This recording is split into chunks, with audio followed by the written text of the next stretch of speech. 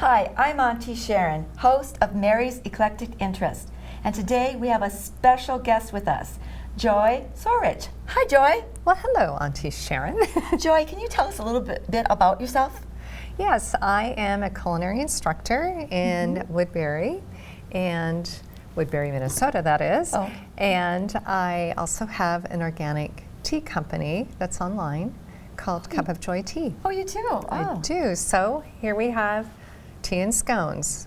Oh, perfect combination. Perfect combo, yes. Is that what we're going to be making? We are going to be making one of actually my favorite scone recipe. This one is a traditional English scone recipe, and it was given to me by a chef at the Four Seasons many years ago. In traditional English scones, they actually use cake and bread flour. Oh, And they do. yes, so this recipe calls for two kinds of flours, sifted. But if you didn't know this, cake and bread flour actually make all-purpose flour. Really? So for the sake of convenience for us and not wanting to sift, we are having all-purpose flour tonight. Great. We'll be making these up. We'll be creaming our butter and our sugar first. Okay. We'll be mixing our dry ingredients here, and then we'll be incorporating our dry into our creamed sugar butter. And then we will add our cream into here. So let's get started. All right. First, I'm going to have you, this is baking powder. Okay. I'm going to have you put it into this 3 cups of all-purpose flour. And this is 2 tablespoons of baking powder. So there's a lot of baking powder. There's no baking soda. This is our leavening. And then in here, we're going to cream our sugar and our butter. So we're going to just kind Is it real butter or margarine? Oh, I only do real butter. This happens to be Kerrygold butter. I love the Irish butter because it's happy grass-fed cows, and it's just got a great flavor, and it's very good butter. Organic's really good. Organic is great. Of course, I'm sure that we could find some really good Wisconsin Oh, yes. butter as well. Okay, so this is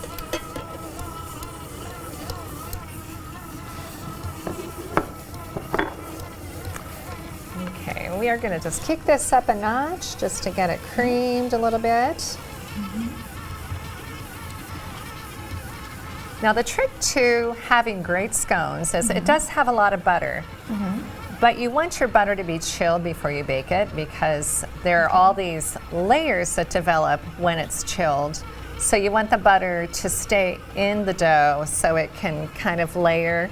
And that's where you get that yummy flakiness versus if you don't chill it, you end up having the butter all like just pool out. I don't know if you've ever baked cookies or biscuits and you don't refrigerate them before you stick them in the oven. Everything bleeds out onto the paper or onto your tray. So that's why mine turned out that way. That's the trick. Okay. All right, so our butter's creamed, and I'm going to have you, my baby whisk, I'm going to have you just that's whisk cute. that powder, baking powder in to there. Yeah, just get it incorporated really well, and then we will incorporate that in to here. This is very good. That looks That great. looks good. Yep. All right, and we're just gonna put this down.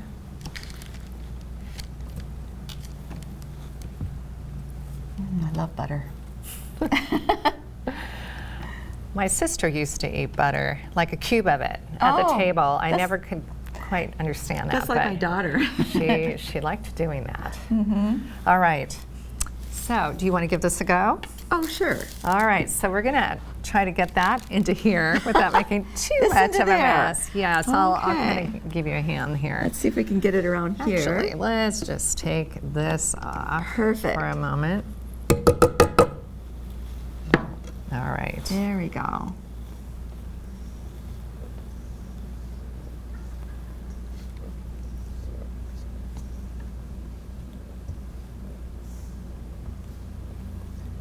looks like it's coming pretty good. Yep, okay. We'll stop here. We'll Okay. just incorporate this first bit, All right. and then we'll add the rest.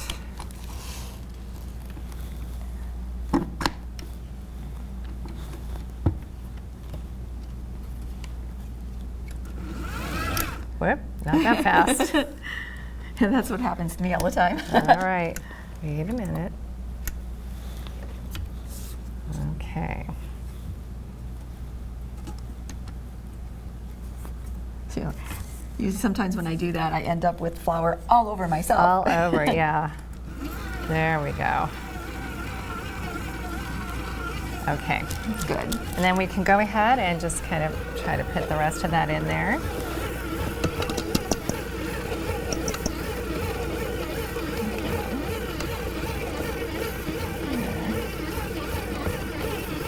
So believe it or not, this is a half a recipe. It is? Yes. When I first got this recipe, it was a recipe for like 100 people. Oh, so I wow. batched it down, and it's now for, this makes quite a bit, just a half. A full recipe is I think we're good. 7 cups. Okay, so you Should we can put kind this of, over here? yes. Okay. So I just want to give you kind of a look of what All this right. looks like. Put this back here real quick. It's kind of like pea-shaped, Oh, which is, yeah. and the trick, you can kind of just see small little clumps. The Yeah. trick is not to overwork the dough once we start getting the, See, I would have, looking Where's at it, our- so I'm not the greatest at cooking, but I would have looked at that to say that, oh, it needs to be done more, but it's more like a granule. it is. So this is very, I mean, it's almost identical to biscuits. Okay. You don't, it's not a super wet dough, and you don't want to overwork it because then you end up with tough discs and it Oh, doesn't okay. taste great.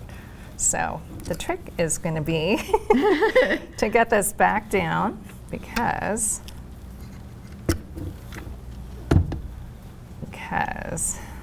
Oh, it's kind of thick there. yeah. All right. Okay. Let's see if I can get this closed. There we go. I have a mini here, so that's probably Okay. okay. There we go. Okay, so we're going to just stream this in, and this is heavy whipping cream.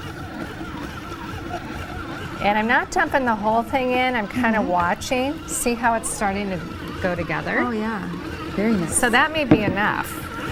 Oh, And I really? have all that left. Yeah, we're going to see if it's enough. So it's kind of like from the look of it. you go Yes, by. definitely. If I put all of this in, it would end up being very wet. Okay. And when it gets really wet, it's not going to make very good scones. You don't want it too wet. So we didn't really work this dough too much. No, but not at all. what I want to do is I want to just check when you're not doing it in a big bowl and you're doing it in a mixer, you just want to look at the bottom underneath. Oh, to make sure that it's Can not you all see flour down in there? there? Yep. Yes, it does look like it's mixed. Yep. Okay. So, for those that can't see in my bowl, this is kind of what it looks like. And we are going to turn this out now onto here.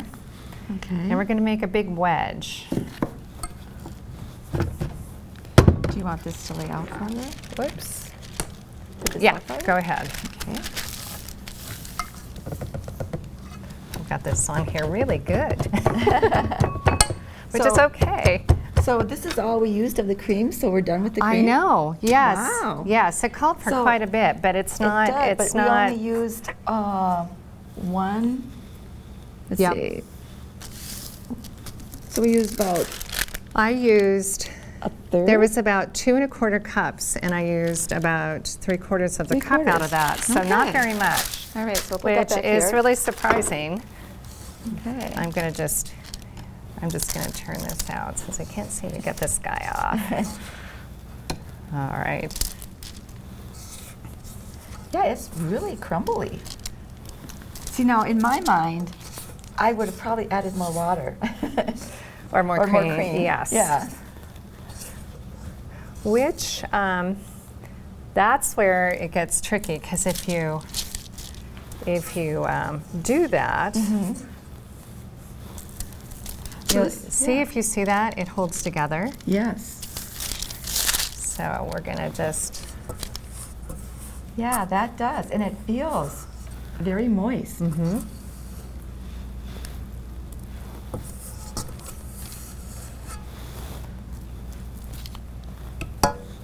so those of you watching, you may just want to use a big old bowl and just get in there with your hands, because Yeah.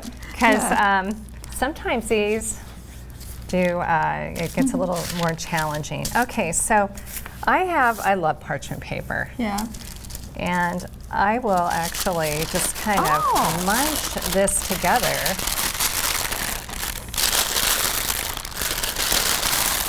Oh, that's really Just to kind of, especially since I don't want to overwork the dough, yes. because that's where it can get. And yet with your hands, with all the oils in your hands too.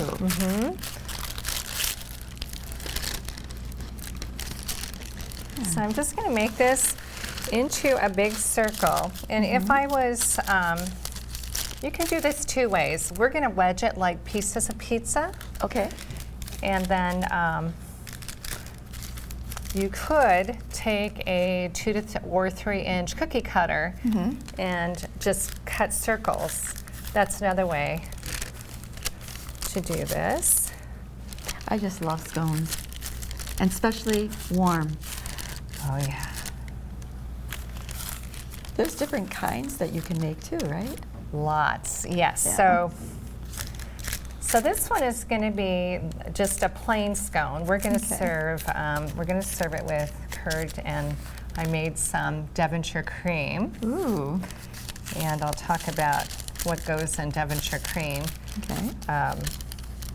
You can also, with the cream that we used, you can take, if you wanted to infuse your scone with like a flavor like Earl Grey, you could really? you could take a tea sack, put your loose leaf Earl Grey in there, and tie it up, and then heat your cream, and just to a heavy simmer.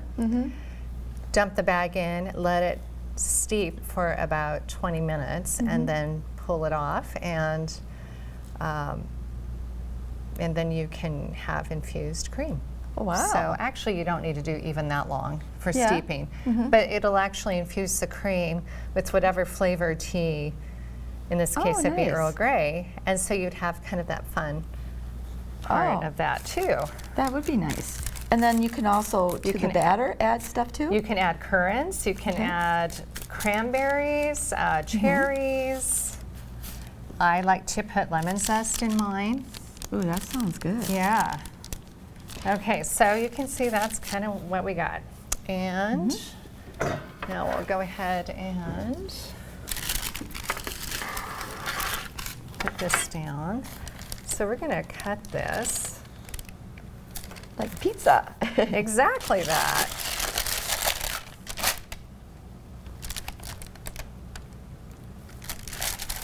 Would you like to do the honors and do some of sure. these? So we could get quite a few out of here. I like this. Yeah. This cuts really nice. These- and even. Yes, this is a bench scraper. Do you want more than that cut? Or is that pretty That's good? fine. That's Okay. fine. That's going to be a huge scone. Should I cut it down? I would. Yeah. Okay. Let's do it. I just like big stuff. I know. Well, you can. You can. That's okay. We'll cut them a little bit smaller. We could have a couple big and couple small. Sure. We can vary it. How's that? That looks awesome. I like that. I do too. Okay. All right. Where did that little whisk go? Oops. There we go. Okay, so we're going to brush the top of this with an egg. Oh, Another thing you could brush the top of it with would be milk, okay. but I like to do egg. That's what I'm used to doing. So we're just going, yeah, it's just a light brush. So not soaking it, but you just want to, it's going to just That's kind of gonna make it shiny. So shiny if you and, want to do and a that. nice flavor too on top. Yes. Oh, yes. And then I have this really nice sparkling finishing sugar. And Ooh, we'll sprinkle that on top. I love butter. This almost looks like butter to me. Yeah, it does. And you know, as you noticed, we didn't work the dough too much. No, you didn't. And that is the key. I've heard that before. Don't work it too hard, and Right. it does something to the flavor too, doesn't it? Well, yes, I guess it would, because your gluten is changing. Okay. It's more about the texture probably than the taste. Okay. I got a little chunk right there, but that should probably Yeah. blend right together with it. Yeah. With all that butter, it's going to hold together. Yep. Okay, that looks beautiful. Okay, so we'll just sprinkle this. That's very sparkly. It's like, reminds me of winter. Yeah, it's Shh. We don't want snow yet. no snow. So that's just This is just, sparkling. So it's just like a larger piece of sugar. yes, it's like that pretty colored sugar you can get at some of the tea shops. Nice. Yeah, this one it's sparkling bright sugar from India Tree is the company that made this particular one. I bought it at Sur La Table. Okay. All right, so we're going to take Looks this great. guy. Here we are. So we can. So then you put them on here We individually? are, yes. Okay. We're going to just get these up.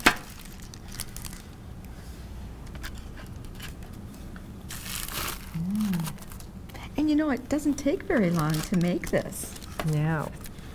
The neat thing about these is you can freeze them. You freeze them on a tray, and then you just label a bag, a freezer bag, with the date and what they are. And I like to write the temperature of what I'm going to bake them at. So you can bake these from a frozen state. Oh, wow. And you do that at 400 to 425 degrees. So you put them in the oven and bake them center rack 15 to 20 minutes.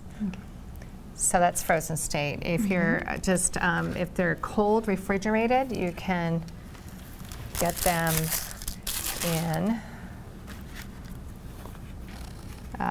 the oven at 375 and for about 15, 12 to 15 minutes, I'd say. Okay. And so does this go right into being baked, or do we put this in the refrigerator for a We while? are going to chill this first because, as I said, I don't know if you can see the layers of butter in there. Yes. Oh, okay. So when you get that, keep that cold, and then you put it in the oven, it will help it. It'll puff up instead of out onto the tray. Oh, wow, Because the that's butter, good. the layers of butter is what the key is. If you've ever had a croissant, Yeah, I love croissants. so croissants kind of are the same way. You have to chill it first. You do. And if you don't, the croissant the butter just bleeds out all over the tray because it's made with so much butter. There are actual butter blocks, and you make books with the butter in the dough. Wow. But you want to chill it before you Okay. bake it, and then that will make it puff up really pretty. So, Okay. all right. So we, Yeah, no- I think, need an additional tray, but we'll Yeah. get this in the fridge. Okay.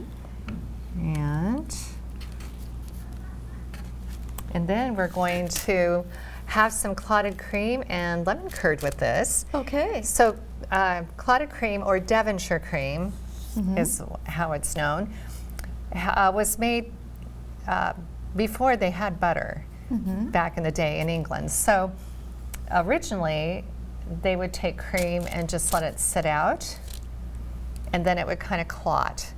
And then they would make butter out of that, or they would use it to like cream, clotted cream. So it was clotty. And then and there are still recipes to make traditional clotted cream. We're doing a faux clotted cream, and it's probably maybe safer because we're using a cold whipped cream. And mascarpone cream and just a very small amount of sugar. So you can do that in here, you can do it with just beaters, but you take whipping cream to about 8 ounces of mascarpone. You start to whip up your whipped cream first, and then you, once you get soft peaks forming on the whipped cream, you add the mascarpone in with a little bit of sugar, and you just cream it till it's kind of fluffy. And so I prepared that beforehand, so we'll... okay. I think we should put this in the fridge, and we'll be right back. Okay. Well, we're back, and now I have the wedges in the freezer. Okay. And I think earlier you made some round ones. I did. So these are done. They are. Awesome. So we have the Devonshire cream here. Okay. And you can kind of see it's a lot thicker than regular whipping cream. And it has a little bit of just a tiny bit of a tang, but yummy. And then we have our lemon curd. It's very thick. The curd is actually the base that you make to make lemon cream or souffle-like pudding type things. You can fold whipped cream into that, and then you have a lemon cream. Oh, wow. And you could serve it up in a little cute little glass, parfait thing, and put strawberries on it, and make it really cute. So anyway, that nice. You could use this for more than just scones. Yeah. So let's go ahead and cut this guy. We'll see how we're gonna get this going. Now you can cut them like that, or you can just put them in, just go down. Yeah, you can also cut it open this way, or you can cut it right down the middle. And I like to just slather a little bit on each side. I mean, of course, another really great. That looks so good. Another great jam is raspberry strawberry with this. All right. Probably anything would be good. Yes. So you want a dollop of Devonshire? I think you do, right? Oh, yes. All right. Oh, that looks so good. Okay, get that on there. I can't wait to taste it. Okay, there you go. Look at that. Cheers. Oh, yes. Cheers. Here you go.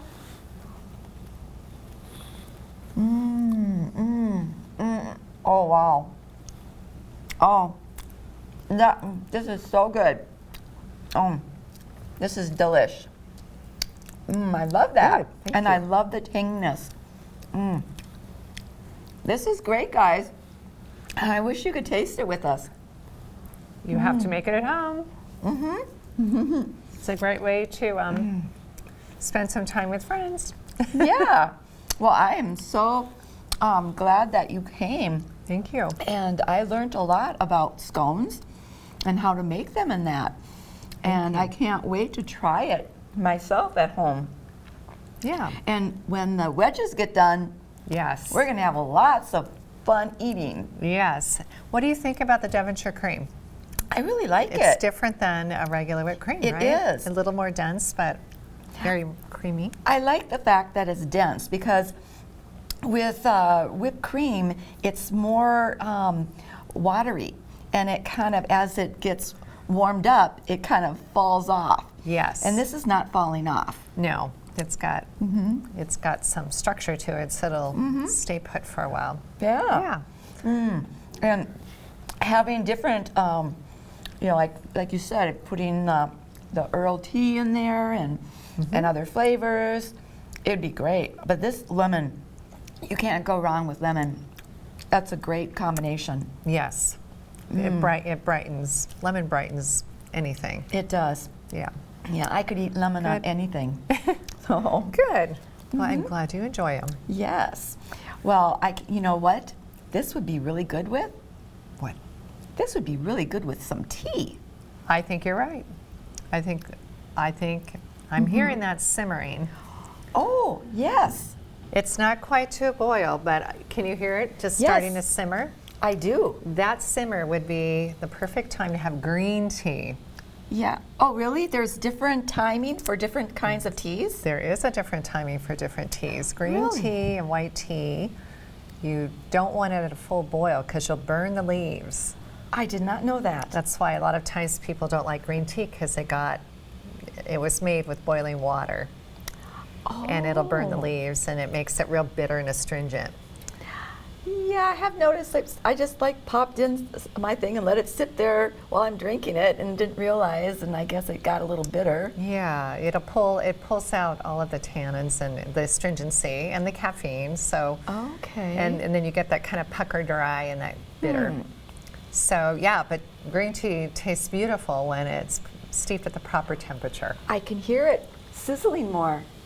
Can you Yeah. hear that? Yep, Yeah. So this right now would be when we would take it off to have green tea. it would. So when would you take it off if you wanted to have black tea or some other kinds of teas? Or maybe like an uncaffeinated rooibos. Okay. When it whistles, boiling. When it whistles. Or when you can hear it fully boiling. Okay. Which is 212 degrees if you actually had a thermometer. Okay. So, yep. And then the temperature before it boils is what? The temperature before it boils for green, when it's simmering, is around 185. 185. Ish. Okay. Yeah, I would say 180 to 185 is good for green. Okay. And then there's a tea in between green and black called oolong, and that Ooh, yes, I've had that is a very good tea. It's slightly oxidized, and the temperature for that is around 190 to 200. Oh. Not quite full boiling, but a little more than a simmer. It's just sort of where it's simmered that wants to sort of start to boil, but it's not quite there yet. Oh, Yeah. okay. Yeah. Well, I can't wait. Are we going to wait for it to whistle and then we're going to have some black tea? We are going to have some black tea, but I think we may need to go and get our scones out of the freezer Oh, so we can that's bake right. those Yes. before. But that has a few more minutes to right. whistle. Well, Yeah. while we go and do that, we will see you next time on Mary's Eclectic Interests. I'm Auntie Sharon, the host, and thank you, Joy, for being here. Thank you. And when you come back, we're going to have scones and tea. All right. Bye now. Bye-bye.